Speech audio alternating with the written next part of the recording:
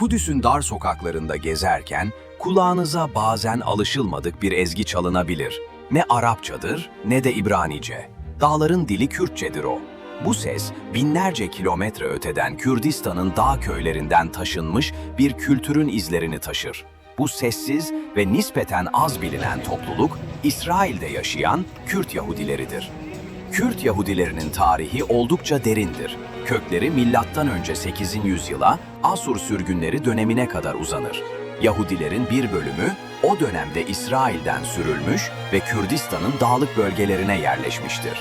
Yüzyıllar boyunca bu coğrafyada Kürtlerle yan yana yaşamış, sinagoglarını kurmuş, ibadetlerini sürdürmüşlerdir. Erbil, Zako, Amedi, Mahabat ve Diyarbakır gibi şehirlerde hem Yahudi hem de Kürt kimliğini bir arada taşımışlardır.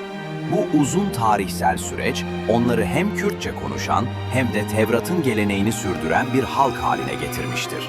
Yüzyılın ortalarına gelindiğinde ise büyük bir dönüşüm yaşandı. Orta Doğu'daki siyasi baskılar ve İsrail Devleti'nin kuruluşu Kürt Yahudilerinin kaderini değiştirdi. 1950'lerden itibaren 10 binlerce Kürt Yahudisi göç dalgalarıyla İsrail'e yerleşti. Kudüs, Berşeba, Or Yehuda, Safed ve Yehud gibi şehirlerde mahalleler kurdular. Bugün İsrail'de yaşayan Kürt Yahudilerinin nüfusunun 200 bin ila 300 bin arasında olduğu tahmin edilmektedir. Bu göç beraberinde bir kültür mücadelesi getirdi. Kürt Yahudileri yeni topraklarına yalnızca bedenlerini değil, geleneklerini de taşıdılar. Düğünlerde davul zurna eşliğinde halaylar çekildi, kadınlar rengarenk Kürt elbiselerini giymeye devam etti, mutfakta ise dolma, kubbe, tarhana çorbası gibi Kürt yemekleri pişirildi. Sinagoglarda bile Kürtçe dualar yankılandı. Ancak zamanla özellikle genç nesiller arasında İbranice baskın hale geldi ve Kürtçe konuşanların sayısı giderek azaldı. Bugün Kürtçe sadece yaşlıların belleğinde korunmaya çalışılan bir miras olarak varlığını sürdürüyor. Kürt tarihi ve kültürüne dair daha fazla içerik için Kurdoloji'ye abone olmayı unutmayın. Toplumsal açıdan bakıldığında Kürt Yahudilerinin İsrail'deki serüveni bir yükseliş hikayesidir. İlk kuşak çoğunlukla tarım, inşaat ve el işçiliği gibi mütevazı alanlarda çalışırken sonraki nesiller eğitim ve devlet kurumları aracılığıyla toplumda daha görünür hale geldi.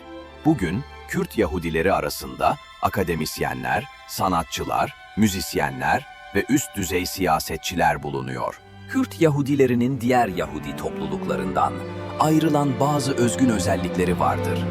İsrail'deki Aşkenazlar, Sefaratlar, Yemenliler veya Irak Yahudilerinden farklı olarak Kürt Yahudileri dağ köylerinden gelen bir halktır.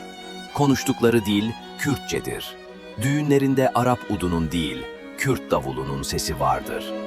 Geleneksel kıyafetleri Arap ya da Yemenli Yahudilerden farklıdır.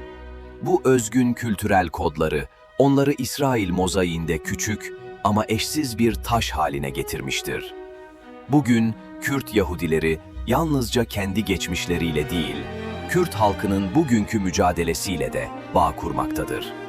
İsrail'deki bazı Kürt Yahudiler, Kürdistan bölgesel yönetimi ile kültürel ve ticari ilişkiler geliştirmekte, bazıları ise açıkça Kürt halkının hak mücadelesine sempatiyle yaklaşmaktadır. Bu durum Kürt Yahudilerini İsrail ile Kürtler arasında sembolik bir köprü haline getirmiştir. Sonuç olarak Kürt Yahudileri iki güçlü kimliği aynı anda taşımaktadır: Yahudilik ve Kürtlük.